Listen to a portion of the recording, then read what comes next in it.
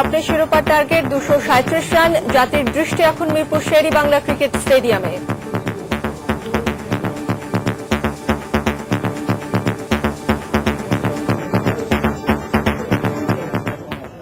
Asia cup ক্রিকেটের final নিয়ে শুনছেন প্রধান শিরোনাম। সন্ধ্যার সময় সঙ্গে আছি আমি ফারাবি হাফিজ এবং আমি রোকসানা আঞ্জুমান। এবারে অন্যান্য শীর্ষ সংবাদ।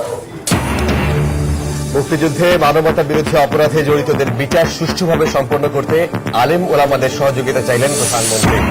৭১ যুদ্ধাপরাধীদের বিচারে আরেকটি ট্রাইব্যুনাল গঠন। আব্দুল আলিমের বিরুদ্ধে অভিযোগ আমলে নেয়ার আদেশ ২৭ মার্চ।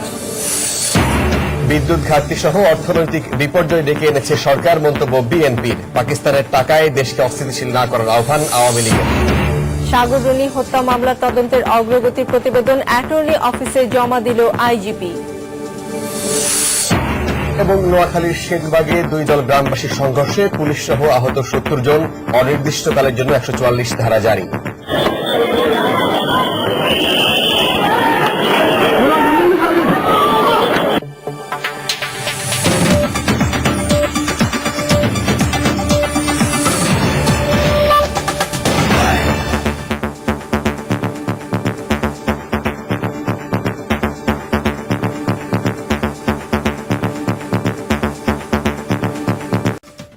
নোয়াখালী